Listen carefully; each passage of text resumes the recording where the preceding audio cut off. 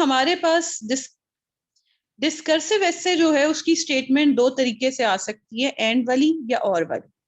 सो आपको आता है social media pros and cons, और में आपको आता है आईएमएफ बेल आउट्स के ऊपर वो कहता है कि अ रोड टू स्टेबिलिटी और रेसिपी टू डिजास्टर, या इसको आप ब्लेसिंग और कर्स वाला लिखने, एक्सपेंडिंग इंफॉर्मेशन टेक्नोलॉजी, ब्लेसिंग और कर्स। देखें, जो स्टेटमेंट आपको एंड के साथ आई है, टॉपिक आया एंड के साथ, जब आप उसकी थीसिस स्टेटमेंट लिखेंगे तो आप दोनों साइड्स को कवर करेंगे। तो आप कहेंगे कि एक्सपेंडिंग सोशल मीडिया जो है, it has its pros and cons. This essay is an effort to develop a comparison between the pros and cons या benefits and hazards of social media। अच्छा, अगर आपने pros and cons का word नहीं use करना और आप pros and cons गिनवाना चाहते हैं, तो आप कह सकते हैं कि social media has been beneficial for human society in these ways and it has also caused some harms like this। तो आपने उसके benefits और harms जो थे वो गिनवा दिए।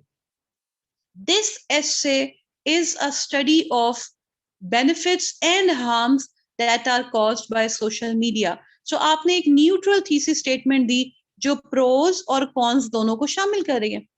लेकिन आपको टॉपिक आया कि भाई एक्सपेंडिंग इंफॉर्मेशन टेक्नोलॉजी, ब्लेसिंग और कर्स।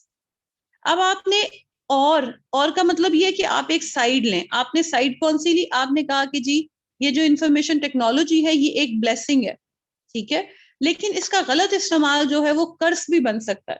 सो आप कहते हैं कि हम इस ग्लोबल विलेज के अंदर या ग्लोबल एज के अंदर या इंफॉर्मेशन एक्सप्लोजन जो हमारे पास एक इंफॉर्मेशन ईरा है, इसके अंदर हम देखते हैं कि इंफॉर्मेशन टेक्नोलॉजी जो है उसका गलत इस्तेमाल भी किया जाता है, but the fact remains that it is a blessing for human society और it is a blessing for human beings who are living apart or who are bound in their homes due to COVID-19। आपने हो सकता है कि Covid के perspective में बात करनी हो सकता है ग्लोबलाइजेशन में बात करनी हो, आप फ्रीलांस मार्केट की टर्म्स में बात कर सकते हैं, आप सोशलाइजेशन की टर्म्स में बात कर सकते हैं, लेकिन आपको एक साइड लेनी है।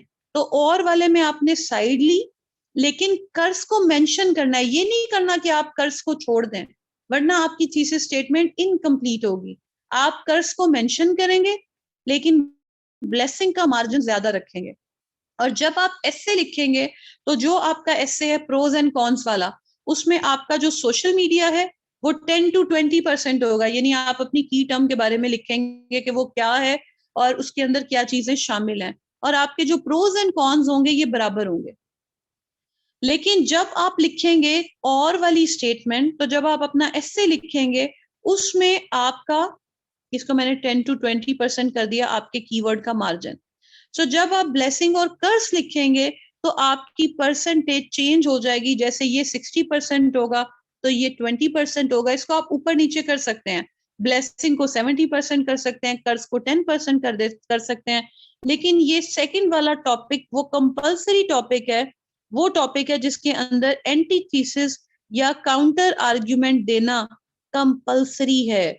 तो स्टेटमेंट को पढ़ना बहुत जरूरी है ताकि आपको समझ आए कि भाई स्टेटमेंट के अंदर क्या क्या शामिल है। सो डिस्कर्सिव ऐसे दो तरह के हैं, एंड वाली स्टेटमेंट और वाली स्टेटमेंट, और इन दोनों के अंदर दोनों पर्सपेक्टिव आते हैं।